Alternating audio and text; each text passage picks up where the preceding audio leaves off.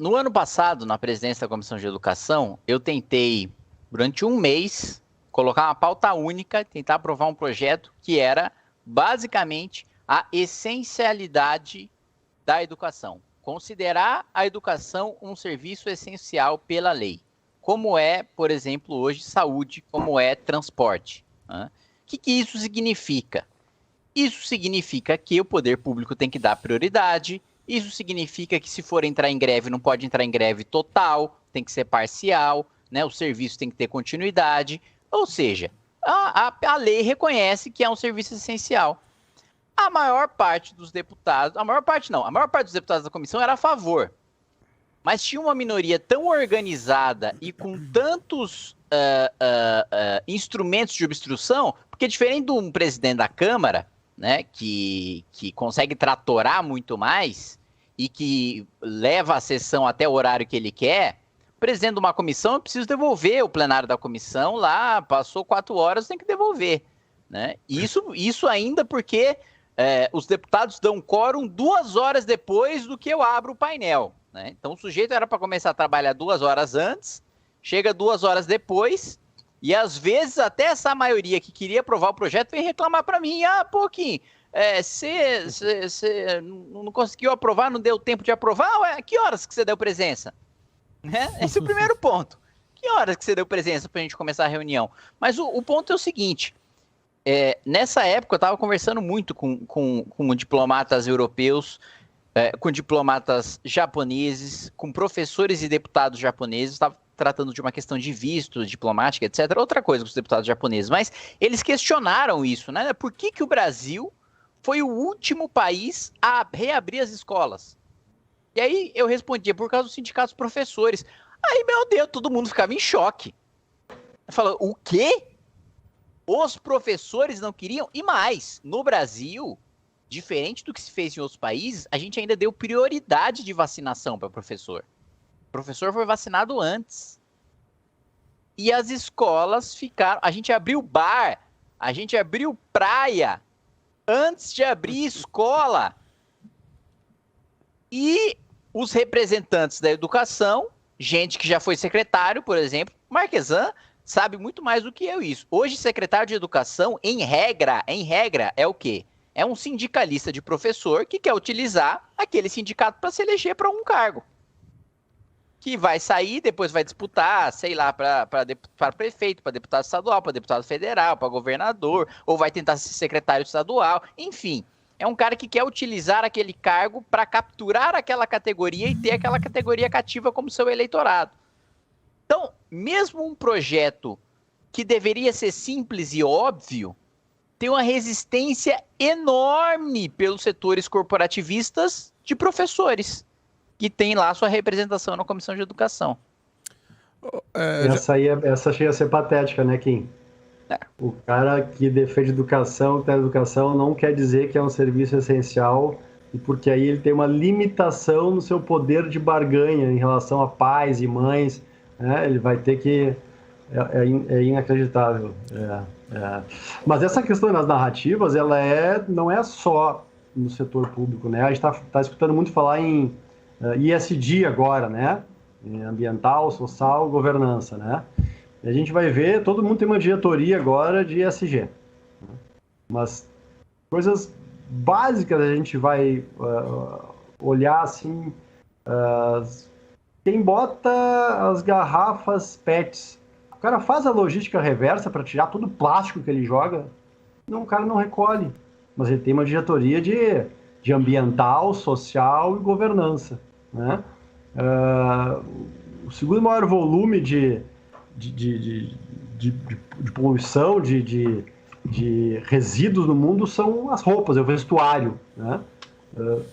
Alguém do setor que fala em ESG está se preocupando em buscar esses tecidos, essa poluição e reutilizar? Ele tem uma cadeia organizada de logística reversa disso, então, e as redações estão empobrecendo, né? Porque saiu dinheiro para as redes sociais, saiu dinheiro para a internet. Então, hoje, vai numa redação que tinha uma capacidade crítica, porque tinha 5, 6, 8, 10 pessoas naquela pauta, estudando, pesquisando, olhando denúncia, buscando informação.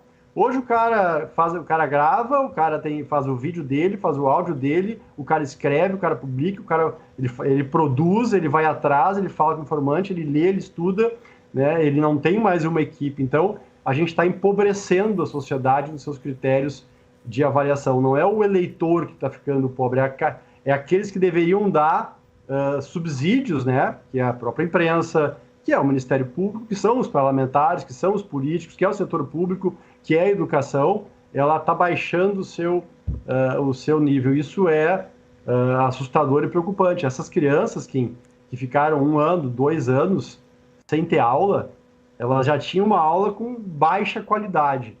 Elas já tinham muita dificuldade na vida de receber os estímulos. Quando estavam nos seus 2, 3, 4, 5, 6 anos, os estímulos necessários. A escola era a alimentação, o estímulo, às vezes um pouco de educação, né? Uma proteção social, ele não estava na rua. E esse cara ficou 1 ano, 2 anos sem ter os estímulos. A perspectiva dessa geração, ela reduziu bastante, né?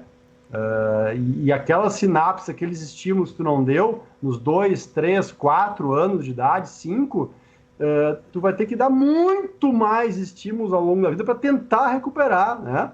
6 meses de estímulo nessa idade fazendo uma caricatura sem ter uma lógica racional, são 6 anos de estímulo depois, né? De esforço para o ser humano recuperar, já que as nossas sinapses né, se desenvolvem muito nessa idade. Então, foi realmente uma situação, mas que não era só os professores, né? Era o Ministério Público que queria continuar trabalhando em casa e o Judiciário que queria continuar trabalhando em casa. Então, era o setor público, mais uma vez, em virtude de interesses privados, trabalhando contra o interesse coletivo. Sindicato do home office aí. Mais uma vez, eu sei que o Renan tem o pink e o cérebro, né, na calvície dele, e que ele quer, né, conduzir as coisas e etc. Mas eu me sinto muito motivado de falar e continuar nesse tema aqui quando o Marquesan fala, porque eu tô muitíssimo alinhado com ele nesse sentido, né? Principalmente no que se diz respeito ao que a maior parte dos parlamentares, né, que tem medo de falar de judiciário e de Ministério Público porque tem rabo preso. Porque a gente sabe que quando o judiciário e o Ministério Público tá mal intencionado, ele vai lá e levanta acusação falsa contra você sem o menor pudor. Sem o menor pudor. Mas um ponto é o seguinte, é o caso mais recente, né? O CNJ, veja só, né, que é formado por juízes, né? Falando, ó, galera, tá na hora de retomar o trabalho presencial, viu? Tem cidade de 5 mil habitantes lá que chega o advogado, que chega um sujeito lá pobre, que chega a defensoria, não tem ninguém. Tá na hora de retomar o trabalho presencial. E aí, o que o Judiciário e o Ministério Público respondem? Como é que vocês podem nos obrigar a voltar a trabalhar presencialmente, sendo que tem gente que se programou para morar em outro estado e para morar em outro país? Puta que pariu! Como é que você faz uma nota dizendo que você é um juiz, é um promotor, é um servidor da justiça e que você aproveitou a pandemia para mudar de país e que você queria trabalhar virtualmente o resto da sua vida? Meu Deus do céu! Tá na lei orgânica que tu tem que morar na tua jurisdição. Exatamente. E assim, é assustador. E eles estão peitando o CNJ. Eles estão lá, não só... eles não deram só uma resposta. Ó, CNJ, essa aqui é o meu contra-argumento. Agora eles estão falando, não, CNJ, nós não vamos obedecer. É bizarro. É assustador. É assustador, né? E aí, Kim, quando tu traz esse exemplo de que é cada um por si, e dane-se o coletivo, e dane-se os princípios, e dane-se a lei, e dane-se até a moral e até a ética, por que o cidadão desgraçado que está empobrecendo, que está vendo o filho que não consegue ir na escola, que não tem acesso à saúde, tu tá incentivando esse cara a quebrar questões civilizatórias, né? Tá incentivando esse cara a dizer, bom, se é cada um por si, e o cara tem a arma do cargo, o cara tem a arma do dinheiro, o cara tem a arma das prerrogativas, bom, eu vou usar as armas que eu tenho. Eu não estou justificando, mas esse é o sinal que tu dá. Por que o cara não vai fazer uma malandragem? Se todo mundo faz malandragem, se o cara ganha 40 mil por mês, 50, 70, 100 mil por mês do dinheiro do tributo, faz malandragem, por que o cidadão normal... Como é que tu diz pro cara tenha fé, tenha força, mantenha de cabeça erguida, faça o certo e o correto, porque a sociedade vai reconhecer. Tu vai ter um retorno, vai dar certo só fazendo o certo. Se ele vê todo mundo fazendo errado, se dá bem. É um exemplo muito ruim, muito ruim. É como... isso não é só na política, não estou falando nem de juiz, nem de promotor, estou falando da sociedade como um todo. Tu vê gigantescos empresários que foram referência de gestão, ou referência de ética, ou referência de liberalismo, ou referência de socialismo, né? E, na verdade, tu vai olhar, na verdade, como eles chegaram lá e a construção, e começa a cair a máscara. E não precisa citar exemplos aqui, porque eles estão todas as semanas nos jornais aí, né? Então, a sociedade começa a perder uma referência ética, né? E foram essas referências éticas que levaram a humanidade para frente, né? Não é questão moral momentânea, é questão ética, estrutural, daquilo que na tua essência tu sabe que é óbvio que está certo, que está errado para a civilização, para a humanidade evoluir.